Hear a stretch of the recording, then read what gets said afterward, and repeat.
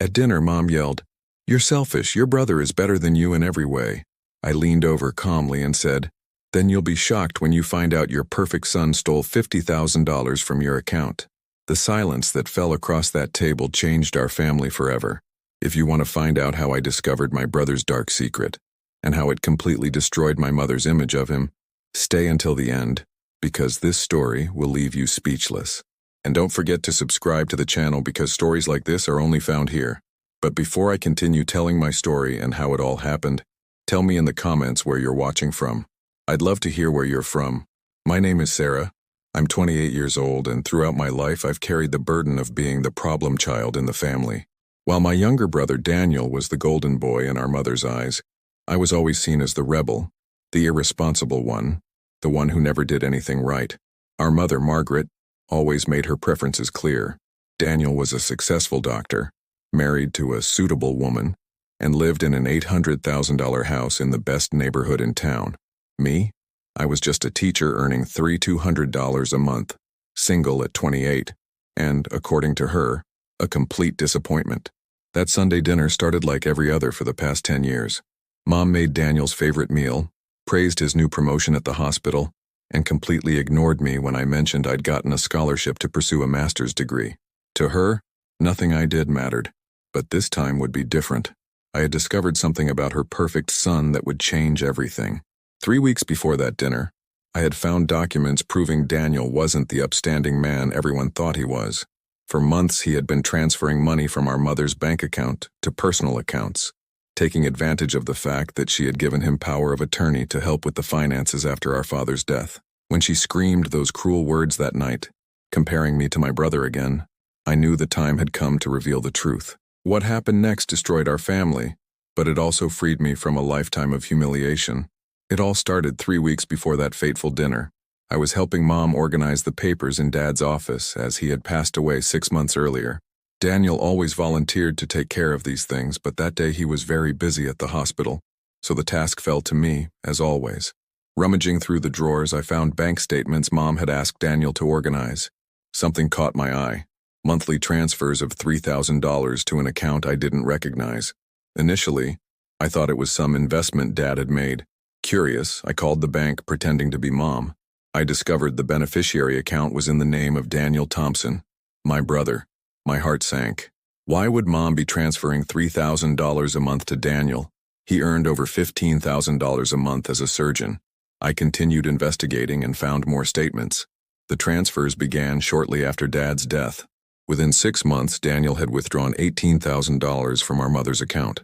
But there was something worse. Larger transfers of $10,000 and $15,000, totaling almost $50,000. My mind was racing. How could Mom, who always complained about money and told me I should contribute more to the household expenses, be giving Daniel so much money? The answer hit me like a lightning bolt. She didn't know. Daniel was stealing from our mother. I collected all the statements and made copies. I needed more evidence before confronting him. Over the next few days, I discreetly investigated. I discovered that Daniel had opened a joint account with Mom shortly after Dad's funeral, claiming it would be easier to help with the finances. What he actually did was use this account to transfer money to himself. Mom, devastated by the loss of her husband and blindly trusting her perfect son, signed all the paperwork without reading it. Daniel took advantage of our mother's vulnerability in the cruelest way possible. At that moment, I decided I needed to expose my brother, not just for the money, but for all the years of humiliation I'd suffered while he was idolized for behavior that hid his true nature. The whole family needed to know who Daniel really was. For 2 weeks, I gathered all the evidence I could: bank statements, transfer receipts, even photos of the documents he'd made Mom sign. I had enough evidence to completely destroy his image. After gathering all the evidence against Daniel, I had to decide how and when to reveal the truth. Part of me wanted to confront him directly, but I knew he would try to manipulate the situation and convince Mom I was lying. After all, who would she believe? The troubled daughter or the perfect doctor's son? I decided Sunday dinner would be the perfect moment. Daniel always showed up with his wife, Jennifer, for family meals, where Mom showered him with praise while treating me like a piece of furniture. This time, I would turn this humiliating ritual into my moment of justice. During those 2 weeks, I observed Daniel more closely. I noticed how he always avoided the subject when Mom mentioned money, how he was quick to offer to take care of any financial matters she had. I saw now that it wasn't kindness, it was control. He kept Mom dependent and uninformed so he could continue stealing. I researched the embezzlement laws. What Daniel was doing was a crime. Even with power of attorney, using the money for personal gain without the person's consent constituted aggravated theft. With the amounts involved, he could face 5 to 10 years in prison. This gave me even more courage to move forward. I prepared everything carefully. I organized the evidence chronologically, calculated the exact amounts, and even printed photos of the most recent transfers. I wanted it to be impossible for him to deny it or try to explain it away. $50,000 doesn't just disappear. Jennifer was always nice to me, unlike her husband. Part of me felt sorry for her, as I certainly didn't know what Daniel was capable of, but she also needed to know who she was married to. A person who steals from their own widowed mother is capable of anything. On Friday before dinner, Daniel called Mom asking to take a look at her finances again. He said he'd found some inconsistencies he needed to check. My blood boiled. He was planning another scam, probably to cover his tracks or steal more. Mom, as always, accepted without question. Daniel is so careful about these things, she told me. It's a good thing I have a responsible son to look after me. Each word was like a knife, but now I knew that in 2 days everything would change. I spent the entire weekend mentally rehearsing how I would reveal everything. I knew I had to be direct and to the point. Daniel was too manipulative to give him any opening to defend himself. The truth needed to be presented so clearly that not even Mom could ignore it. Sunday arrived, and I was more nervous than I'd imagined. I put all my documents in a folder inside my bag and arrived at Mom's house promptly at 6 p.m. Daniel and Jennifer were already there, Daniel helping Mom in the kitchen like the perfect son he pretended to be. "Hi, Sarah." Jennifer greeted me with a genuine smile. Daniel just nodded as he always did. To him, I was nothing more than a minor obstacle in his life. Today, he would discover how wrong he was about that. During the aperitif, Mom began with the usual praise. "Daniel has landed a new position at the hospital," she announced proudly. "Now he'll be making $18,000 a month. Isn't it wonderful to have such a successful son?" She looked at me with that familiar look of disapproval. "Sarah, you should take inspiration from your brother." Jennifer tried to bring me into the conversation by asking about my work at school, but Mom quickly changed the subject. "Teaching is such a limited profession," she sighed. "I don't understand why you didn't choose something better, like Daniel did." I swallowed my anger and smiled. Soon, she would understand who was truly limited here. During the main dinner, tensions mounted. Daniel was talking about a complex surgery he'd had while Mom listened raptly. When I tried to comment on an educational project I was developing, she cut me off. "Sarah, stop interrupting. Daniel is talking." I felt my patience quickly wearing thin. That's when Mom started complaining about the bills. "I don't know how I'm going to pay for the air conditioning repair," she sighed. $200 is a lot of money for me right now. Daniel immediately offered to help but said he was a little tight this month. Such a shameless hypocrite. She then turned to me. "Sarah, you who live alone and don't have many responsibilities could help your mother." I replied that my salary barely covered my own expenses. That's when she exploded. "You're so selfish, always thinking only of yourself." The final straw was when she yelled, "You're selfish. Your brother is better than you in every way." Jennifer was embarrassed. Daniel smiled slightly, and I knew my time had come. I took a deep breath and calmly leaned forward. "Then you're going to be shocked when you find out your perfect son stole $50,000 from your account," I said in the calmest voice I could muster. The silence that followed was deafening. Daniel went white as a ghost. The silence at the table was so profound that I could hear the clock ticking on the wall. Jennifer looked confusedly between Daniel and me. Mom's mouth dropped open, and my dear brother tried desperately to maintain his composure, but his hands were visibly shaking. "What are you talking about, Sarah?" Mom finally managed, her voice barely above a whisper. Daniel tried to recover quickly. "She's making things up, Mom. You know how dramatic Sarah is." But her tone sounded unconvincing. "Dramatic?" I grabbed my purse and pulled out the folder with all the documents. "Mommy, do you remember signing power of attorney for Daniel to manage your finances after Dad died?" She nodded, still confused. "And do you remember authorizing monthly transfers of $3,000 into his account?" Her eyes widened. "What transfers? Daniel never asked me for money." I placed the first bank statement on the table, pointing to the transactions highlighted in yellow. These transfers, Mom. They started a month after Dad's funeral and continue to this day. Jennifer leaned forward to look at the papers, her expression changing from confusion to shock. Daniel, what is this? She asked. But he was in a full-blown panic now. Sarah's trying to frame me. These are legitimate transactions for, he stammered, desperately searching for an explanation. For what exactly? I pressed, placing more statements on the table. Because here's $10,000 for January, $15,000 for March, and look, $8,000 for last week. All from our mother's account straight to you. Mom took the papers with trembling hands, reading every line. Daniel, his voice was breaking now. You said you were helping me organize my finances, not that you were taking money. He tried one last tack. Mom, I was saving this money for you. It was a surprise, an investment I was making in your name. I smiled coldly. What an interesting investment that goes directly into your personal account and is used to pay your own bills. I placed on the table his bank statements, which I had also obtained through an acquaintance who worked at the bank. Look, Mom, the money went into his account and on the same day was used to pay off the $800,000 mortgage. Jennifer stood abruptly, her chair squeaking on the floor. Daniel, did you use your mother's money to pay for our house? Her voice was rising. He tried to calm her. Jennifer, let me explain. But she interrupted him. Explain what? That you stole from your widowed mother? The situation was spiraling completely out of control, just as I'd planned. Daniel was cornered, desperately trying to come up with a plausible explanation, but every word that came out of his mouth only dug him deeper into the hole. This isn't stealing, he shouted, finally losing his composure. I have power of attorney. I was managing Mom's money. Mom looked at him with an expression he'd never seen before, a mixture of pain, disappointment, and pure anger. Managing it for who, Daniel? For you? Jennifer paced the room, running her hands through her hair. Oh my God, Daniel, oh my God, I can't believe this. When you said you'd gotten a bigger down payment on our house, you said it was from your savings. She turned to him, her eyes brimming with tears. You lied to me too. I laid more evidence on the table. It wasn't just $50,000, Mom. There's more. I showed transfers dating back to the first month after Dad's death. If we add it all up, including the smaller transfers he made to cover the trails, we're talking almost $75,000 in 8 months. The number shocked everyone. Mom leaned back in her chair. Jennifer covered her face with her hands, and Daniel turned red with rage. Sarah, you're destroying our family over money, he accused, trying to make me look like the villain. I'm destroying? Me? My voice came out louder than I intended. Daniel, you robbed our mother for months.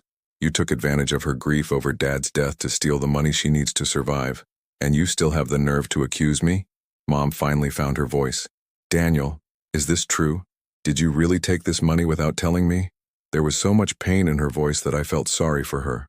For years, she had placed Daniel on a pedestal, and now she was watching her image as the perfect son crumble completely. Mom, I can explain. He tried to get closer to her, but Jennifer cut him off. No, don't go near her. You've done enough harm. She turned to Mom. Mrs. Thompson, I swear to God I didn't know any of this. If I had, I would have stopped it. Daniel tried one last desperate tactic. Sarah planned all this. She's trying to frame me because she's always been jealous of me. But no one was buying his version anymore. The evidence was too clear. The numbers didn't lie. Mom rose slowly from her chair, her 65 years weighing a ton on her shoulders. She walked over to Daniel, and for the first time in decades, I saw my brother recoil in fear. Get out of my house, she said in a voice that brooked no argument. Mom, you can't be serious. Daniel tried to argue, but the expression on her face was more firm than I'd ever seen. Get out of my house now, Daniel, and don't come back until I've returned every penny you stole from me. Jennifer was already grabbing her purse. I'll go home with you now, Daniel, but only to get my things. I can't live with someone capable of stealing from their own mother. She turned to Mom. Mrs. Thompson, I'm going to find out exactly where that money went and help you get it back. Daniel still tried to resist. Jennifer, you're exaggerating. Families do this all the time. It's normal to help each other. But Jennifer cut him off immediately. Helping is one thing, Daniel. Stealing is a crime. And lying to your wife about the origin of the money is cheating. Mom sat back down, looking like she'd aged 10 years in an hour. Sarah, she called to me weakly, show me everything again. I need to understand exactly what happened. I spent the next half hour explaining every document, every transfer, every lie. Meanwhile, Daniel kept trying to justify his actions. I was going to give it all back. It was only temporary. You don't understand the pressure I'm under at the hospital. But his excuses sounded increasingly pathetic. $75,000 doesn't just get temporarily taken from a widow's account without her consent. Jennifer had called a lawyer friend of the family. Dr. Morrison says this is aggravated larceny, she announced. With these amounts, Daniel could face 6 to 12 years in prison. Daniel went white as a sheet.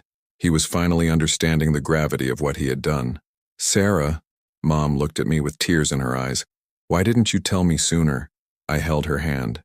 Because I knew you wouldn't believe me. You always believed Daniel more than me. You needed irrefutable proof. She began to cry. My God, what have I done? How could I have been so blind? For the first time in years, I felt genuine compassion for Mom. She had been deceived by her own son, manipulated in her most vulnerable moment after losing her husband. Daniel made one last desperate attempt. Mom, are you really going to choose Sarah over me? After everything I've done for the family? Mom looked at him with a mixture of disappointment and anger. You did it for the family, Daniel? Stealing from me was doing it for the family. When they finally left, the house fell silent. Mom and I sat at the table, surrounded by the documents that had changed everything. Sarah, she whispered, forgive me for all these years. I was wrong about you, about everything. In the weeks following the revelation dinner, our family underwent a complete transformation. Mom fell into a deep depression as the reality of what Daniel had done finally sank in. She had lost not only her money, but also the image she had of the son she loved most. Jennifer kept her word and separated from Daniel immediately. She hired the best divorce lawyer in town and began annulment proceedings, citing fraud. How can I trust someone who lies about something as basic as the origin of our money?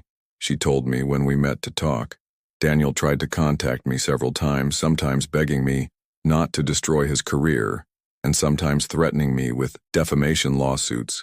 I blocked his number and told Mom that any contact from him should be handled through lawyers. There was nothing more to discuss between us. The lawyer Mom hired, Dr. Richardson, got straight to the point. Mrs. Thompson, with the evidence your daughter has gathered, we have a solid case in both criminal and civil courts. We can recover the money and even sue for pain and suffering. Mom gave the okay. We discovered that Daniel had used the stolen money not only to pay for the house, but also to maintain a standard of living that his salary couldn't support. Expensive trips, designer clothes, dinners at 200 per person restaurants, all financed with our widowed mother's money. Jennifer contacted me again a few weeks later.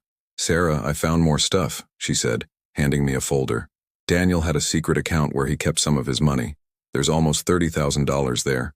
She had decided to cooperate fully with the investigation. The hospital where Daniel worked was also notified of the situation. Although they couldn't fire him solely for personal reasons, his reputation was tarnished. Colleagues who had previously respected him began to treat him with suspicion. The news spread quickly within the city's medical community. Mom began therapy to deal with the betrayal and guilt. Dr. Santos told me that narcissists like Daniel are experts at manipulating other people's feelings, she told me after a session. He took advantage of my grief and my need for someone to trust. During this time, Mom and I began to truly talk for the first time in years. She apologized for the decades of unfair comparisons, for the times she'd made me feel inferior, for consistently choosing Daniel in every situation. You were always the most loyal daughter, she admitted, and I was too blind to see it. Slowly, we began to rebuild our relationship. Without Daniel between us, creating competition and manipulating the situation, we discovered we had much more in common than we'd imagined. Mom began to show genuine interest in my work, my plans, my life. 3 months after that fateful dinner, Daniel was formally indicted for aggravated larceny and document forgery. The prosecutor, Dr. Williams, informed us that with the evidence we had, a conviction was virtually certain. We rarely see a case this well documented, he commented. Daniel tried to make a deal, offering to return all the money in exchange for not going to prison. Mom was hesitant at first. She still had some maternal love left for him, but I convinced her that accepting would send the wrong message. Mom, if you let it go, he'll think he can do it again to other people. The investigation revealed that we weren't the only victims. Daniel had done the same thing to 2 elderly patients, exploiting their trust to access their bank accounts. The total value of all the thefts reached $180,000. The case made headlines in the local newspapers. Jennifer finalized the divorce and managed to keep the house as she proved the down payment had been paid with stolen money. It's ironic, she told me. He stole from your mother to give me a house, and now I'm going to use this house to start my life over without him. Justice served, as they say. The trial took place 6 months later. Mom and I testified, presenting all the documents and explaining how we uncovered the scheme. Daniel appeared in court trying to appear remorseful, but the judge didn't buy his act. Mr. Thompson, you took advantage of vulnerable people, including your own mother. This demonstrates a deeply disturbed character. The sentence was 8 years in prison and full restitution of all stolen funds, plus $50,000 in moral damages. Daniel attempted to appeal, but the appeals court upheld the decision. His medical career was over. The medical board revoked his license for conduct incompatible with the profession. Meanwhile, Mom and I were rebuilding our relationship. She started attending my school events, showed genuine interest in my educational projects, and for the first time in her life told me she was proud of me. You saved my life, Sarah. If it weren't for you, Daniel would have left me destitute. With the money recovered plus the compensation, Mom was able to pay off the house and still had a considerable amount left over. I want to share it with you, she offered, but I declined. Mommy, this money is yours. Use it to live well, travel, do the things you've always wanted. She smiled with tears in her eyes. What a wonderful daughter I have. Jennifer has become a great friend of ours. She sometimes has dinner with us on Sundays, and we talk about how our lives have changed. You saved me from a lifetime of lies, she always says. She's dating a really nice guy now, a teacher like me. This time, she jokes, I chose an honest man. Experience has taught me that sometimes we need to fight for the truth, even when it means shattering illusions people prefer to maintain. Daniel may have been the perfect son in his mother's eyes, but perfection based on lies always crumbles in the end.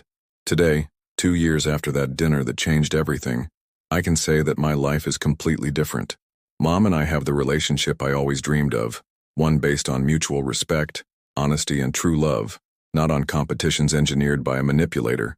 Daniel is serving his sentence in the state penitentiary. Mom visits him occasionally, but not out of obligation or guilt, out of a conscious choice to maintain some connection with her son. Even after everything he's done, he's still my son, she explained to me. But now I know exactly who he is. This clarity freed her from decades of illusions. The most important lesson I've learned is that true family isn't about DNA or societal obligations. It's about genuine loyalty, mutual protection, and unconditional love. For years, I was treated like the black sheep for being authentic, while Daniel was idolized for being fake. In the end, truth always prevails. If you're going through something similar in your family, if there's someone everyone idolizes but you're suspicious of, trust your instincts, investigate, gather evidence, and when it's time to reveal the truth, do so courageously. Sometimes, shattering an illusion is the greatest act of love we can do for those we love. So, did you like my story? If so, leave a like, subscribe to the channel, and activate the bell so you don't miss any new videos. In the comments, tell us if you've been through a similar situation or know someone who has. Your story could help others going through the same thing.